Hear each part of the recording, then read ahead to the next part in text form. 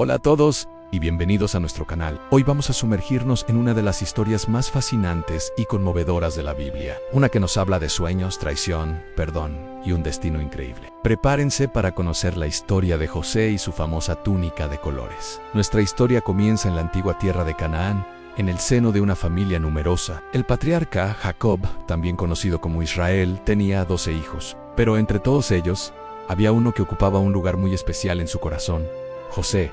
José era el hijo de su vejez, nacido de su amada esposa Raquel. Este amor profundo y particular que Jacob sentía por José era evidente para todos. Para demostrar este afecto especial, Jacob le regaló a José algo verdaderamente único: una túnica de diversos colores. Imaginen por un momento lo que esto significaba. No era una simple prenda de vestir. En aquellos tiempos, una túnica así, elaborada con tintes costosos y con un diseño complejo, era un símbolo de estatus, de favor y de distinción. Era una declaración pública de que José era el favorito. Pero este regalo, que nació del amor de un padre, pronto se convirtió en la semilla de la discordia. Los 10 hermanos mayores de José veían esa túnica todos los días, y cada vez que la veían, no sentían alegría por su hermano, sino una amarga envidia. El favoritismo de su padre les dolía y generaba en ellos un resentimiento que crecía día a día. La túnica de colores se transformó en un recordatorio constante de que ellos no eran el preferido, y su amor fraternal comenzó a convertirse en odio. No podían ni siquiera dirigirle una palabra amable a José,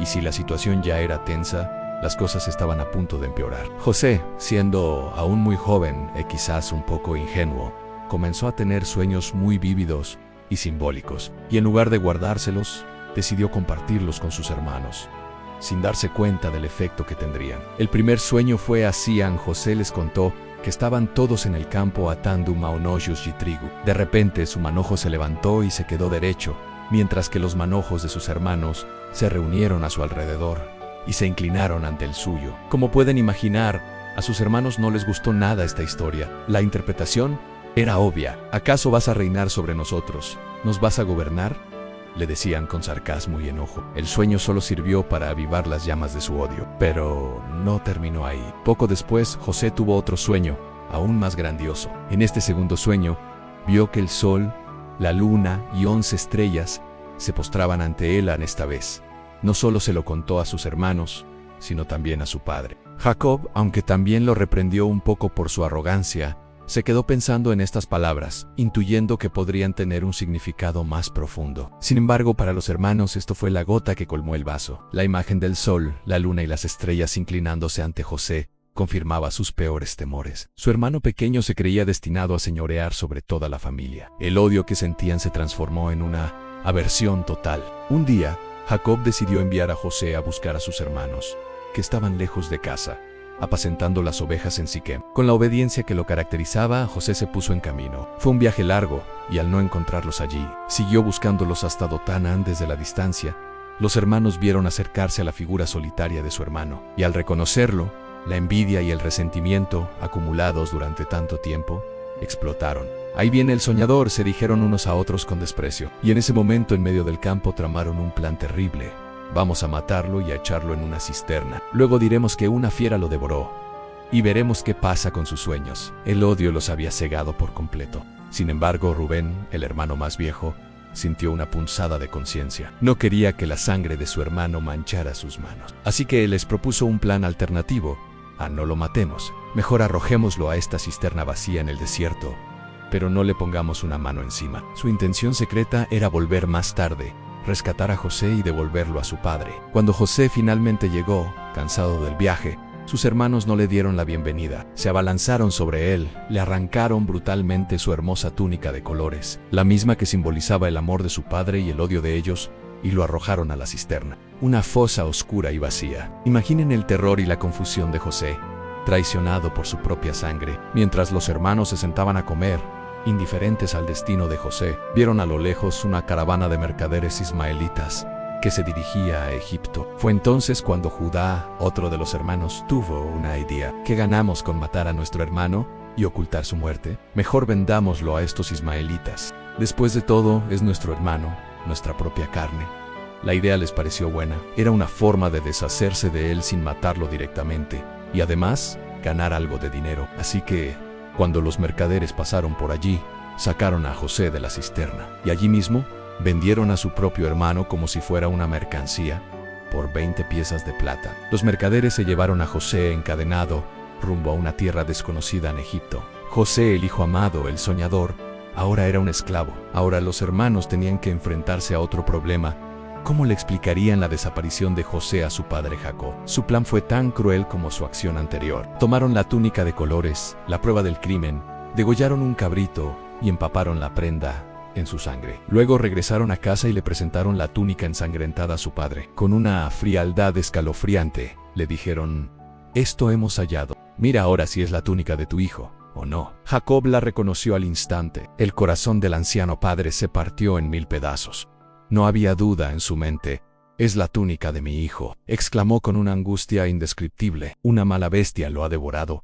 José ha sido despedazado». El dolor de Jacob fue inmenso, inconsolable. Rasgó sus vestidos, se vistió de luto y lloró amargamente por su hijo perdido. Todos sus hijos e hijas intentaron consolarlo, pero él se negaba a recibir consuelo. «Descenderé enlutado a mi hijo hasta el Seol», decía. El engaño de sus hijos le había causado una herida que él creía nunca sanaría. Mientras tanto, lejos de su hogar, el joven José era llevado a Egipto. Su mundo se había derrumbado, había perdido a su padre, su hogar y su libertad. Pero lo que ni él ni sus hermanos sabían era que este no era el final de su historia, sino el comienzo. Dios tenía un plan mucho más grande para él. Un plan que eventualmente lo llevaría de ser un esclavo a convertirse en uno de los hombres más poderosos de Egipto, y que finalmente lo reuniría con su familia de la manera más inesperada. La historia de José nos enseña que incluso en los momentos más oscuros de traición y desesperación, hay un propósito más grande en marcha. Justo después de que fuera vendido cruelmente por sus propios hermanos, su destino en Egipto, una tierra extraña y poderosa. Como recordarán, José fue arrojado a una cisterna y luego vendido a unos mercaderes ismaelitas que se dirigían a Egipto. Esta caravana, cargada de especias y mercancías, llevaba consigo un tesoro aún más valioso, aunque ellos no lo supieran, a un joven destinado a cambiar la historia. El libro de Génesis, en el capítulo 39, nos cuenta qué sucedió después. Al llegar a la bulliciosa y avanzada civilización egipcia, los mercaderes pusieron a la venta a José. ¿Y quién lo compró? Nada menos que Potifar, un hombre de gran influencia y poder. La Biblia lo describe como un oficial del faraón y capitán de la guardia. Imaginen el escenario en José, un joven hebreo, arrancado de su hogar, ahora es un esclavo en la casa de uno de los hombres más importantes de la nación más poderosa del mundo. Parecía el fin de todo, un destino sombrío y sin esperanza. Pero la historia de José es una prueba constante de que, incluso en los lugares más oscuros, la presencia de Dios puede brillar con más fuerza. A pesar de su nueva y humillante condición de esclavo, algo extraordinario comenzó a suceder. Génesis 39, versículo 2 nos da la clave de todo. Además, el Señor estaba con José. Esta frase lo cambia todo. No era la habilidad de José, ni su inteligencia, ni su encanto personal lo que marcaba la diferencia. Era la mano de Dios sobre su vida. Por eso, nos dice la Escritura, José era un varón próspero.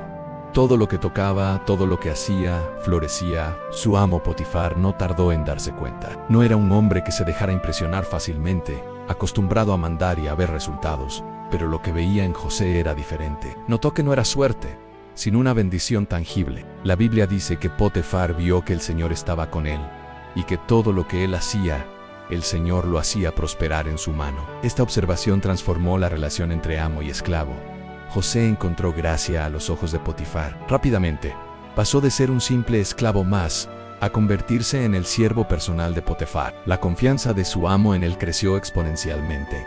Le gustaba cómo trabajaba, su integridad, su eficiencia. Y así Potifar tomó una decisión radical, lo nombró mayordomo de toda su casa y le entregó la administración de absolutamente todos sus bienes. Desde el momento en que José asumió esa responsabilidad, la bendición de Dios no solo se quedó con José, sino que se extendió a toda la casa del egipcio. El versículo 5 es claro: el Señor bendijo la casa del egipcio a causa de José. La bendición del Señor estaba sobre todo lo que Potifar tenía, tanto en la casa como en el campo. La confianza de Potifar era tal que no se preocupaba de nada más que del pan que comía. Dejó todo en manos de José, un esclavo extranjero. Esto nos enseña una lección poderosa cuando caminamos con Dios. Nuestra presencia puede ser una fuente de bendición para quienes nos rodean, sin importar nuestra posición social. Pero como suele suceder en las historias de grandes pruebas, justo cuando las cosas parecen ir mejor que nunca, surge una nueva y peligrosa tormenta. Génesis nos dice que José era de hermoso semblante y bella presencia. Su atractivo físico no pasó desapercibido, especialmente para una persona a la esposa de Potifar. El texto nos cuenta que, después de un tiempo, la mujer de su amo puso sus ojos en José, y no con buenas intenciones. Un día, fue directa y sin rodeos, y le dijo: acuéstate conmigo. Imaginen la posición tan increíblemente difícil para José era en esclavo. La mujer que le hacía esta propuesta era la esposa de su amo, la persona que le había dado toda su confianza. Rechazarla podría costarle todo, incluso la vida. Ceder, por otro lado, parecía el camino más fácil para evitar problemas. Pero José no era un hombre que tomara el camino fácil. Su respuesta es uno de los ejemplos más grandes de integridad y lealtad que encontramos en la Biblia. Primero, apeló a la confianza de su amo. Le dijo: a mi señor no se preocupa por nada en la casa.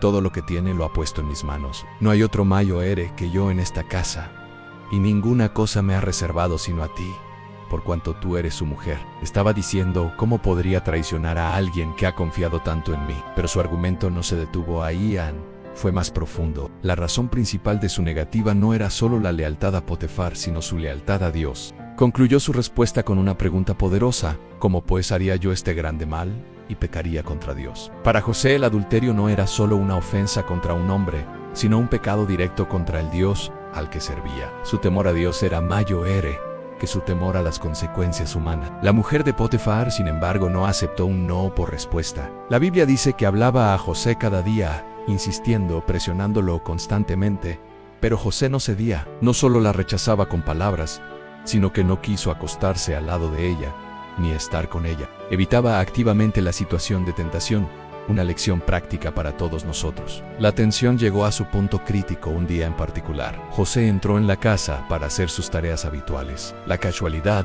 o más bien la providencia, quiso que no hubiera nadie más de los hombres de la casa allí. Era la oportunidad perfecta para la esposa de Potifar. Lo agarró por la ropa, insistiendo una vez más con su demanda: acuéstate conmigo. En ese momento José tomó una decisión drástica y sabia. No se quedó a discutir, no intentó razonar con ella. Simplemente huyó. Dejó su manto en las manos de ella y corrió fuera de la casa. Escapó de la tentación de la manera más literal posible. Su pureza y su relación con Dios valían más que una prenda de vestir, más que su reputación, más que su propia seguridad. Al verse rechazada y humillada, con la túnica de José en la mano como prueba de su interacción, el deseo de la esposa de Potifar se convirtió en furia y sed de venganza. Inmediatamente, llamó a los siervos de la casa y comenzó a tejer una red de mentiras. Les gritó, fingiendo ser la víctima: miren, nos ha traído un hebreo para que se burle de nosotros. Vino a mí para acostarse conmigo, y yo grité a gran voz. Usó la propia condición de extranjero de José para poner a todos en su contra. Luego distorsionó completamente los hechos, diciendo que cuando ella gritó, él huyó dejando su ropa a su lado.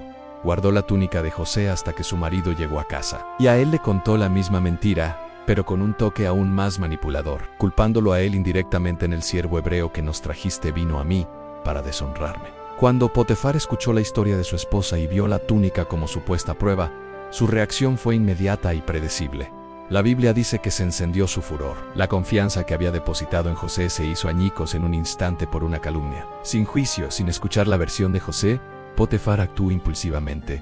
Tomó a José y lo arrojó a la cárcel, pero no a cualquier cárcel. Era la prisión donde estaban los presos del rey, un lugar de alta seguridad, reservado para enemigos del Estado y criminales importantes. Para José este debía ser el golpe más devastador de todo. Había hecho lo correcto, había honrado a Dios y a su amo, y su recompensa fue ser acusado falsamente y encarcelado. Pasó de ser el hombre de confianza de una casa importante a ser un prisionero en el calabozo del rey. Así termina esta etapa de la vida de José, de hijo amado a esclavo, de esclavo a mayordomo principal, y de mayordomo a prisionero. Cada vez que parecía que su vida mejoraba, caía aún más bajo. Humanamente, todo parecía perdido. Pero recordemos la frase clave: mas el Señor estaba con José. Esa verdad no cambió cuando fue vendido, no cambió cuando fue ascendido, y tampoco cambiaría ahora que estaba en la cárcel. La historia de José en casa de Potifar es un poderoso recordatorio de que hacer lo correcto no siempre nos libra de las dificultades. A veces, nuestra fidelidad a Dios nos puede llevar a enfrentar injusticias y sufrimientos. Pero también nos enseña que la integridad vale la pena y que la presencia de Dios es nuestra mayor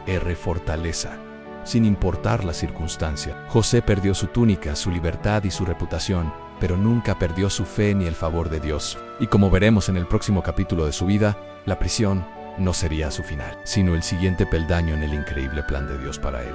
Muchas gracias por acompañarnos en este viaje. Si esta historia te ha inspirado, no olvides darle like, compartirla y suscribirte para no perderte la continuación de la vida de José. Nos vemos en el próximo video.